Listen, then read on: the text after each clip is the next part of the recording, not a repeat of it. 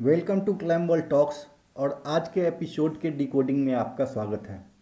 कल के एक बहुत इमोशनल एपिसोड के बाद जिसमें कि तहलका भाई की विदाई होती है, वो इविक्ट होते हैं।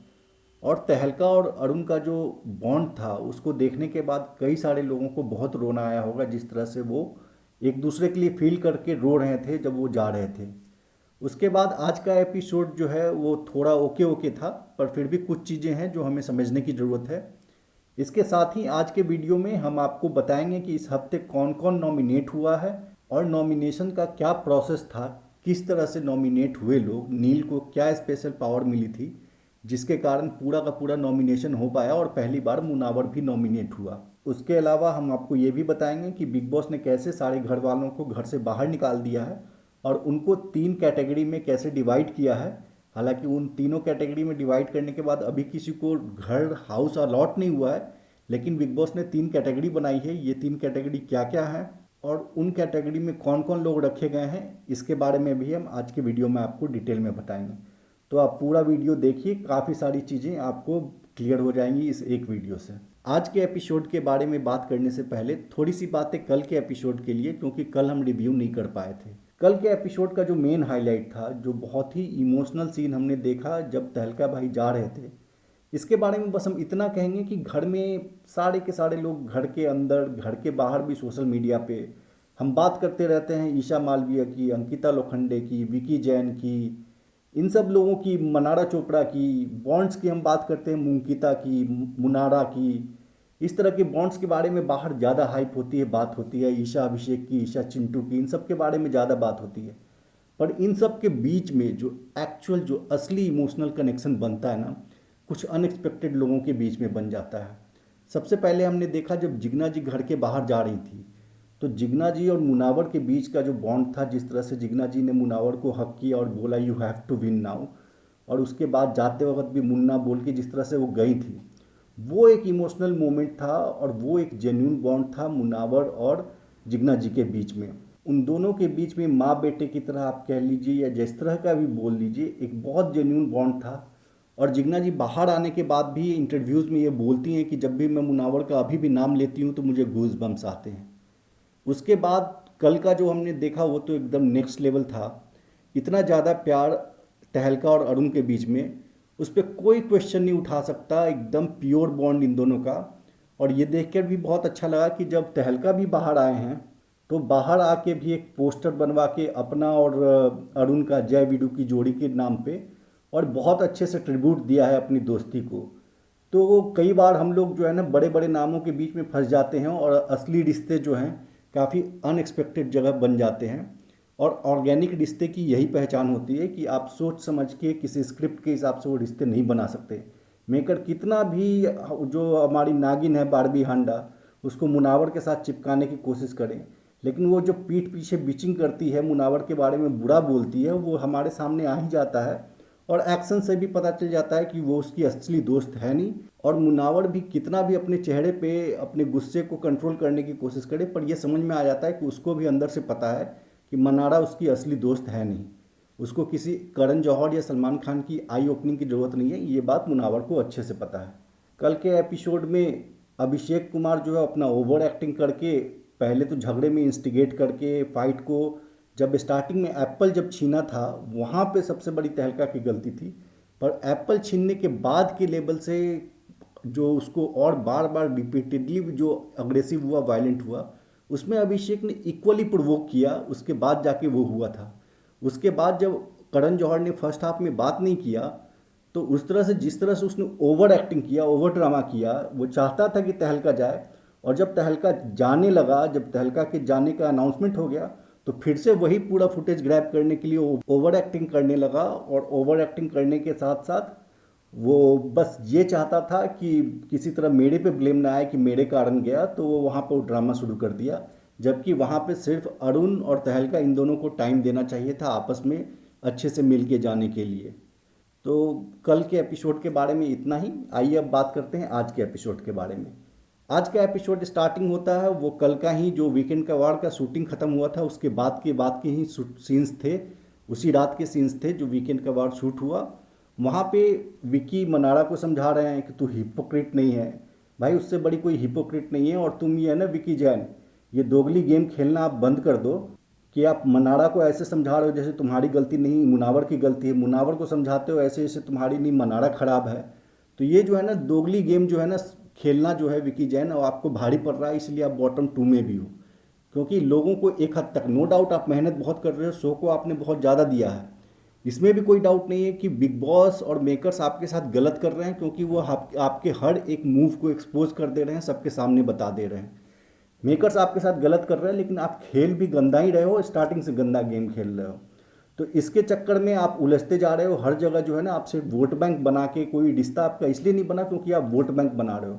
मुनावर फारूकी हो, तहलका हो, अरुण हो, ये तीन लोगों ने रिश्ते बनाए क्योंकि उनके लिए हर चीज़ वोट बैंक नहीं है। मुनावर का जिगना के साथ रिश्ता बना, अभी रिंकू जी के साथ एक जेन्यून रिश्ता बन रहा है उसका, इसलिए क्योंकि ये लोग दिल से खेलते हैं और दिल से हैं शो के अंदर। आप सिर्फ दिमाग से खेलते हो, इसलिए आपके कोई रिश्ते नहीं बन पा रहे हैं और आपका जो हाल हो रहा है वो हो रहा है। आज मुनावर ने बहुत अच्छा कन्फ्रंट किया कि पीठ पीछे ये लोग दोस्त बोलते हैं विकी और अभिषेक, और पीठ पीछे हमने देखा कल्ट फैन बेस वाली बात। पीठ पीछे ये लोग मुनावर की बुराई कई बार कर चुके हैं, और उसके बाद फिर ये मुनावर को पता चली गर्लफ्रेंड वाली बात कि बाहर तो इसकी गर्लफ्रेंड को है ना बहुत बुरा लगता होगा ये मनाड़ा के साथ क्या करता है। और आप दोनों को मुनावर ने बहुत क्लियर करके बताया हुआ है कि मेरा कुछ भी नहीं है, मेरी दोस्त से ज़्यादा कुछ भी नहीं है, वो भी कोई मेरी बेस्ट फ्रेंड नहीं है। यहाँ पे शो में एक अच्छी दोस्त है, मैं अपनी तरफ से, वो उस अपनी तरफ से जितना होता है बस दोस्ती के लेवल के ऊपर कुछ भी नहीं है। ये मुनावर ने आप दोनों को, अभिषेक और विकी दोनों को बहुत क्लियर करके बताया हुआ है। पर फिर भी आप लोग पीठ पीछे इस तरह की बात करेंगे। तो मुनावर ने आज आप दोनों को कन्फ्रंट करके सामने सामने बोला, ये बहुत अच्छा लगा। मुनावर को ऐसे ही फ्रंट फुट पे जिसके बारे में जो लगता है, जैसा कि उसने बाद में मनाड़ा को बोला कि चाहे आप मुझे इंटरटेनमेंट में लो चाहे सीरियसली लो, बस हल्के में मत लो मुझे कभी। तो मुनावर का ये रूप देखना हमें हमेशा ही अच्छा लगता है। उसके अलावा हमने खानजादी और ईशा का झगड़ा देखा, दोनों ही गलत थे। हमारे अकॉर्डिंगली ईशा मालवीय ज़्यादा गलत थी, मुनावर को ईशा को भी सुनाना चाहिए था। पर वही है कि ईशा को जब साइड में लेके आया तो वो समझ गई। और खानजादी जो वो एक लाइन बोल रही थी ना कि दो दो घोड़े की सवारी करती है, ये बहुत गंदा साउंड करता है।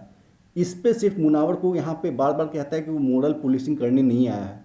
उसने और किसी चीज़ पे वो बहुत देर तक सुनता रहा, हमें तो बहुत शॉर्ट में 5 मिनट का फाइट दिखाया गया, पर वो घंटों तक फाइट चल रही थी वो। उसमें मुनावर ने लास्ट में सिर्फ एक पॉइंट पे खानजादी को बोलने आया कि ये दो हॉर्स राइडिंग वाली है ना, कि दो दो घोड़े की सवारी कर रही है, दो दो हॉर्स को राइड कर रही है, ये मत बोल, ये गलत साउंड हो रहा है, ये मत बोल। तो मुनावर ने सिर्फ वहाँ बोला, और उसका बोलना बिल्कुल सही था। हाँ ये है कि उसने जब वो फैमिली वैमिली पर जब जा रही थी तो उस पे ईशा पे भी चिल्लाना चाहिए था, पर उसने चिल्लाया नहीं, वो उसको साइड में लेके आया, बोला, और ईशा हाँ हाँ करके आराम से मान गई मुनावर की बात। इसके बाद अभिषेक जाता है ईशा के पास और वो कहता है कि मुनावर समझाता है तो तू समझ जाती, मेरे समझाने पे नहीं। इस अभिषेक को जो मुनावर को अपना दोस्त बोलता है, इतना मुनावर से जलन क्यों है? इससे पहले हम देख चुके हैं कि जब ईशा मुनावर के साथ मस्ती कर रही थी तो उसने ईशा का हाथ मरोड़ दिया था कि मुनावर के साथ तू ऐसे टच होके और ऐसे क्लोज होके बैठती है। इस बात पे उसका हाथ मरोड़ दिया था, उसके ऊपर पागलों की तरह चिल्लाया था। तो मुनावर से तुझे इतनी जलन भी होती है कि खानजादी मुनावर के पास जाती है तब भी जलन होती है, ईशा मुनावर के पास जाती है तब भी जलन होती है, और तू मुनावर को अपना अच्छा दोस्त भी बोलता है। ये कैसी दोस्ती है भाई? इसके अलावा हर दिन की तरह मुनारा अपने आप को खुद आज भी एक्सपोज करती है। वो सना को बैठ के बोल रही थी कि मुझे रूम से अलग जाना है, अपने लोगों के पास जाना है, मुझे मुनावर के शैडो में नहीं रहना, उसका वो नहीं चाहिए। कौन है तेरे अपने लोग? तू जोकर को अपना मानती है, मुनावर को अपना नहीं मानती, इससे क्लियर होता है ना। तो फिर ये हिपोक्रेसी नहीं कि मुनावर मेरा दोस्त है। तेरा फर्स्ट प्रायोरिटी जोकर है, तुम खुल के बोलना डंके की चोट पे। कहती है कि अपने लोगों के पास जाना है, उस रूम से मुझे अलग निकलना है। फिर कहती है मुनावर मेरा दोस्त भी है, फिर कहती है मुनावर के साइडों में नहीं रहना, उससे मुझे अलग जाना है। तो ये लड़की दोगली बिना पेंडी के लोटा है। और ये सबसे श्रूड और सबसे जो टॉक्सिक गेम जो गेम में है वो मनारा चोपड़ा खेल रही है। ये सबसे टॉक्सिक, सबसे क्रूएल और सबसे सेल्फ ऑब्सेस्ड लड़की है। ये बात अंकिता ने जो स्टार्टिंग में क्रूएल शब्द का यूज़ किया, बहुत ही सही किया। क्योंकि ये जब अपने अलावा किसी के फीलिंग, किसी के बारे में कुछ नहीं सोचती, किसी भी लेवल पे गंद बोल सकती है। वो बोल सकती है जिग्ना और रिंकू के साथ कि आप लोग जेनस होती हो क्योंकि मुनावर आप लोगों के लिए शायरी नहीं बोलता। ये लड़की बोल सकती है कि लोगों को रिंकू जी को रिंकू मैम बोलना बंद कर देना चाहिए क्योंकि ये उस लायक नहीं है। तो ये लड़की किसी भी लेवल पर जाके कितना भी किसी को डिसरिस्पेक्ट कर सकती है, क्योंकि ये बहुत ही टॉक्सिक क्रूएल और सेल्फ ऑब्सेस्ड है, इसमें कोई डाउट नहीं है। इसके अलावा छोटा सा जस्ट चिल वाला सेगमेंट हुआ, वो फनी था। मुनावर ने उसमें जो वन लाइनर्स मारे और उसने जो चीथड़े उड़ाए जोकर के और सना की, उसके बाद जोकर के मुंह से चू तक नहीं निकला। आज के पूरे एपिसोड में जोकर का कितने सेकंड का कंटेंट था, आप लोग सोच के देखिए। 1.5 घंटे के एपिसोड में जोकर 1.5 मिनट का कंटेंट नहीं दे पाता और उसको लगता है कि वो शो जीतेगा। इस जोकर को तो सना भी ज़बरदस्त ट्रोल कर देती है आए दिन। आज भी सना ने बहुत अच्छा ट्रोल किया जोकर को। इनके अलावा छोटी सी हमने नील और ऐश्वर्या की अनबन देखी। उसमें हमेशा ही हमें ऐश्वर्या गलत लगती है, सच में वो डोमिनेटिंग है। बेचारे को कुछ भी जो करे उस पर क्वेश्चन उठा देती है।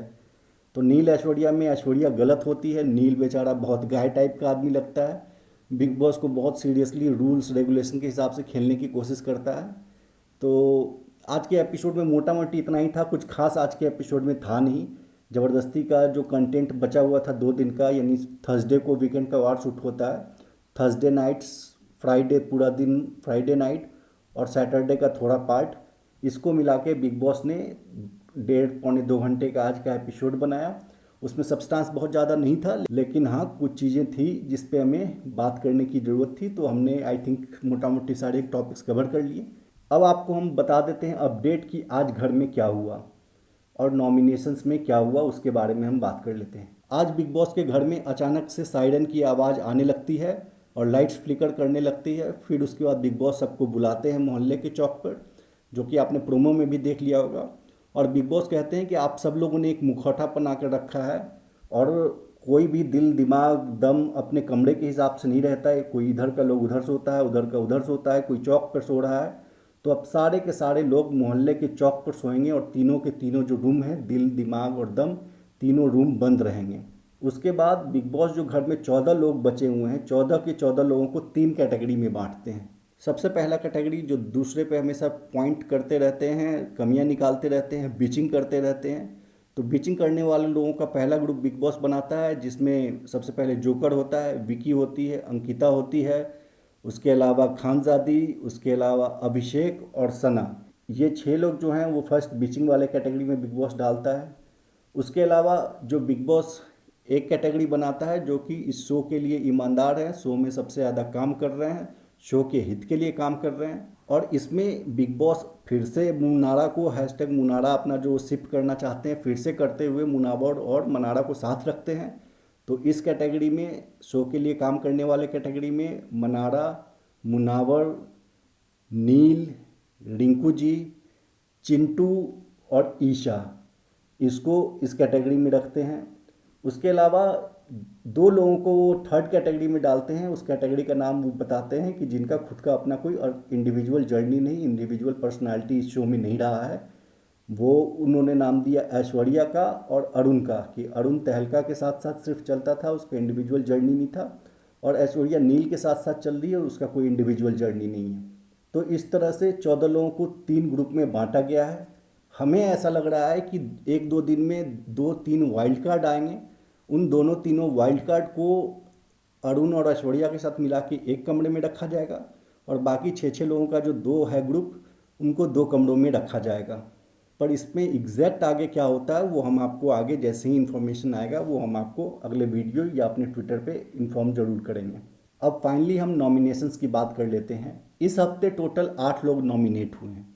नॉमिनेशंस का प्रक्रिया ऐसा था कि बिग बॉस ने नील को, जो उनका सबसे ओबीडियंट स्टूडेंट जैसा कि वो कहते हैं, नील को एक स्पेशल पावर दी जाती है जिसके अंतर्गत नील को जो सारे कंटेस्टेंट्स हैं उसको कॉफ़ी बांटना है कि कितना वो कॉफ़ी बांट सकते हैं, और हर एक कंटेस्टेंट को जितने कॉफ़ी मिले हैं उतना वो सामने वाले अदर्स कंटेस्टेंट्स पे थ्रो करके वो उनको नॉमिनेट करेगा। और जिस भी कंटेस्टेंट को 3 या 3 से ज़्यादा नॉमिनेशंस मिल जाता है वो कंटेस्टेंट जो है इस हफ्ते नॉमिनेट हो जाएगा घर से बेघर होने के लिए। तो इसमें सबसे पहले मुनावर को बुलाया जाता है। नील मुनावर को 4 लोगों को नॉमिनेट करने का मौका देता है। अब ये करते के साथ ही अगर मुनावर 4 लोगों को नॉमिनेट कर रहा है तो बाकी उन चारों को मौका मिलेगा तो वो भी तो मुनावर को नॉमिनेट करेंगे ना। तो मुनावर तो अपने आप, मुनावर को 3 से ज़्यादा नॉमिनेशन हो जाएगा तो मुनावर नॉमिनेट हो जाएगा। तो मुनावर को जब 4 नॉमिनेशंस का मौका मिलता है तो मुनावर जो है ऐश्वर्या, सना, अनुराग और खानजादी, इन 4 लोगों को नॉमिनेट करता है। तो इसका मतलब श्योर था कि ये 4 लोग पलट के नॉमिनेट करेंगे। अब खानजादी को जो नील है वो एक भी कॉफ़ी नहीं देता है नॉमिनेट करने के लिए, तो बाकी बचे तीन। अब ये तीनों में से अनुराग तो हमेशा नॉमिनेट करता ही करता है, और सना और ऐश्वर्या चूंकि इन लोगों ने नॉमिनेट किया था तो इन दोनों ने मुनावर को नॉमिनेट कर दिया। तो इस तरह से जोकर अपना, सना और ऐश्वर्या ये तीन लोग मुनावर को नॉमिनेट करते हैं और मुनावर नॉमिनेट हो जाता है। मुनावर के अलावा ऐश्वर्या को नील जो है वो 4 नॉमिनेशंस का राइट देता है। वो अभिषेक, अनुराग, खानजादी और मुनावर को नॉमिनेट करती है। उसके बाद अनुराग को जो है जोकर अपना, उसको 2 नॉमिनेशंस के राइट मिलते हैं। वो मुनावर और सना 2 लोगों को नॉमिनेट करता है। अंकिता को 2 लोगों का राइट मिलता है, वो मनारा और अनुराग को नॉमिनेट करती है। अभिषेक को 3 लोगों को नॉमिनेट करना होता है, वो अरुण, मनारा और सना, इन 3 लोगों को नॉमिनेट करता है। अरुण जो है 2 लोगों को नॉमिनेट करता है, अभिषेक और सना को। मनारा 2 लोगों को नॉमिनेट करती है, अभिषेक और खानजादी को। नील खुद 2 लोगों को नॉमिनेट करता है, वो अनुराग को और खानजादी को। रिंकू जी 2 लोगों को नॉमिनेट करती है, अनुराग को और खानजादी को। ईशा सिर्फ एक आदमी को नॉमिनेट करती है और वो अरुण को नॉमिनेट करती है। और विकी जो है सिर्फ एक लोगों को नॉमिनेट करता है, वो सामर्थ को नॉमिनेट करता है। तो इस तरह से टोटल नॉमिनेशन होता है और उसमें 8 लोग हमारे नॉमिनेट होते हैं, जिसमें ऐश्वर्या को सिर्फ एक नॉमिनेशन मुनावर से मिलता है, सामर्थ को सिर्फ एक नॉमिनेशन मिलता है जो कि विकी से मिलता है, मनारा को सिर्फ 2 नॉमिनेशन मिलता है। तो ये सारे बच जाते हैं। तो फाइनली जो 8 लोग नॉमिनेट हुए उसमें से पहला अपना मुनावर, उसके बाद अभिषेक, फिर सना, फिर खानजादी, अरुण, जोकर अपना, विकी जैन और नील भट्ट तो ऑलरेडी पूरे सीजन के लिए नॉमिनेट हैं। तो ये 8 लोग नॉमिनेट हुए हैं। अब जितने भी मुनावर की जनता, मुनावर के वॉरियर्स हैं, वो कल के एपिसोड के एंड में या परसों के एपिसोड में नॉमिनेशंस दिखाया जाएगा। जैसे ही वोटिंग लाइंस ओपन होती हैं, जियो सिनेमा का आप लोग सर्वर हैंग कर दीजिए और बिग बॉस को अभी से ये एहसास दिला दीजिए कि मुनावर जो है इस बार उसके आसपास कोई भी टक्कर में आने वाला नहीं है। मुनावर जो है सबसे ज़्यादा वोट लेके, और ऐसा हो कि बिग बॉस को या सलमान खान को बोलना पड़ जाए कि मुनावर को सबसे ज़्यादा वोट्स मिले। तो ये थी पूरी नॉमिनेशंस की प्रक्रिया। आज की वीडियो को हम यहीं समाप्त करते हैं।